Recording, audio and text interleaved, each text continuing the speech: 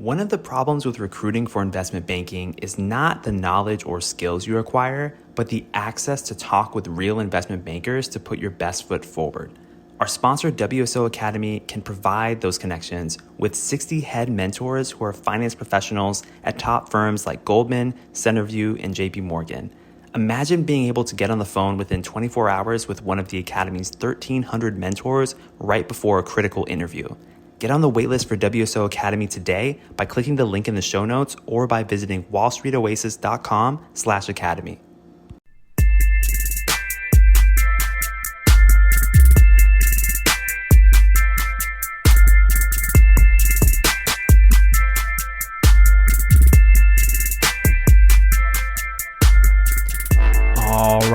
All right. Welcome to Investment Banking Insights. This is the only show absolutely dedicated to helping you learn both the technical and non-technical aspects of the investment banking process. My name is Alex Mason and I am your host.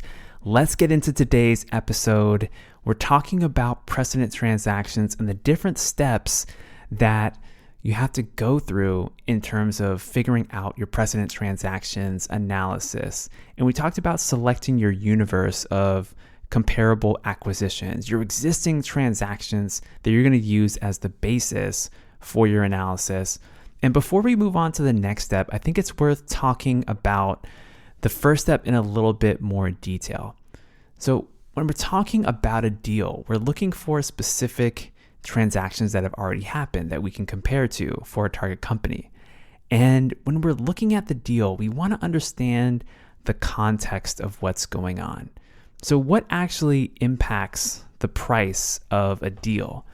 There's a lot of things that can go on, but I want to go over a couple of the things now that you might look for. The first thing is just the macro environment, just the market. What are the market conditions like? Is it a bull market? Is it a bear market? Are interest rates high or interest rates low? Are there certain dynamics going on within the industry that you're looking at? How has that affected the deals and the prices of the deals that have gone on? So let me give an example. So let's say that interest rates were very low in 2021, 2020, the government in the US was just pumping tons of stimulus money into the economy.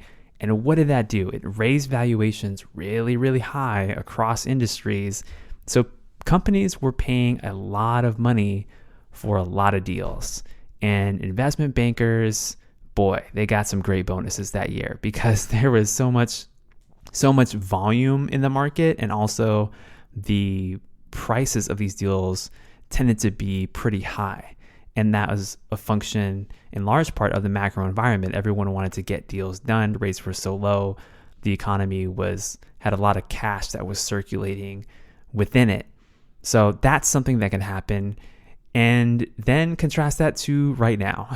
So I'm recording this episode in February 2024, and things are picking up a little bit, but it was a really slow year in terms of M&A, at least in terms of larger M&A deals. In 2022 and 2023, things slowed down a lot. And why? Well, market dynamics. Interest rates went up. Companies looked at each other across the boardroom table and said, do we want to borrow money at 8, 9, 10% interest to do this deal? Nah, maybe we don't. And so now it's like companies kind of pull back the purse strings a little bit when that happens. So that's an example of how market dynamics can impact a deal. So if you see a deal that was done in your comparable acquisitions analysis in 2021, just kind of have that in the back of your mind, like, oh, interest rates were low then. I wonder if they paid a lot for it. That's kind of the line of thinking that I'm talking about. Another thing that you can look at is, who is the buyer? Who is the buyer? There are two broad groups of entities that are going to do a deal. One is called a strategic buyer, and the other is called a financial sponsor. So what is the difference between those two? Well, strategic buyers, those are companies. Those are operating businesses that, let's say they're making an acquisition. Let's say it's a hair care company, because we were talking about Procter & Gamble last time. Let's say it's a hair care company wanting to acquire a smaller hair care brand. Like, okay, that's a strategic buyer.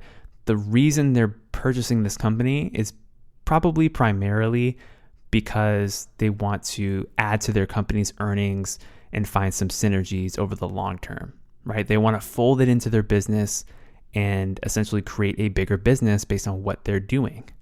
That's one side. Then you have the financial sponsor. This is typically a private equity firm or a financial firm whose purpose is to essentially buy the business, somehow increase value and or pay off debt, and sell at a high multiple and realize a return for their partners. And that's basically what PE firms do. Like, that's where the leveraged buyout comes from. Their existence is effectively to be an investment vehicle or to create investment vehicles for private businesses. And so you have some different characteristics between these two domains. With strategic buyers are willing to pay more in a deal generally, because generally they have more money. They're like bigger entities. Imagine a Procter & Gamble, or imagine a Coca-Cola going out and scooping up a small, faster growing brand that they want to fold into their portfolio. Like, these companies have, in many cases, billions and billions of dollars at their disposal. So they can pay a lot, and they're okay paying a lot oftentimes because they're holding for the long term. They intend to truly integrate these businesses into their existing business. That's not the case with financial sponsors. Financial sponsors, they want to realize a return for their shareholders, and they want to do it in a relatively quick period of time. So maybe they hold an investment for 3, 4, 5, 6, 7 years, and maybe longer than that potentially, but it all matters in terms of timing, and market dynamics play a role there too. But the PE firm wants to exit, right? They want to cash out so they can give money back to their partners and collect their fees for themselves. That's basically the business model. So they're typically willing to pay less, because the less money they put in, the higher rate of return they can get, especially if they exit the deal within a reasonable period of time. So that's the difference you have between financial sponsors and strategic buyers. So when you're looking for your precedent transactions analysis, look and see who the buyer and seller was. Who was it? Was it a strategic? Was it a financial sponsor, a PE firm?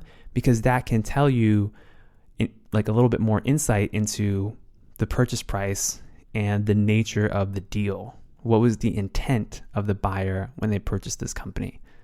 So those are a couple things that I thought would be useful for you to know. And we'll just keep on learning about precedent transactions. And we're in full swing here at Cornell, midway through the semester, and I'm not gonna lie, I'm feeling it a little bit. Just a lot of homework. I don't know what these professors are doing, just assigning us so much homework. But you know what? We're gonna get through it. And I'm learning a lot in the process, both in my investment banking class as well as my other business school classes. So just going to keep on grinding. Wish me some luck as I wrap up some assignments for this week, but hope you're doing well. Thank you so much for listening and continuing to listen to the show and support it. Tell all your friends who are thinking of recruiting for banking. I know it's kind of a niche area, so I'm so happy that you found this podcast. I'm still getting messages from listeners who are just now finding this show, even though we're almost 300 episodes in. So thank you to all the new listeners, if you're new out there, and thank you if you've been listening to me since the beginning. I really, really appreciate you. All right, that's it for today. I'll see you next time.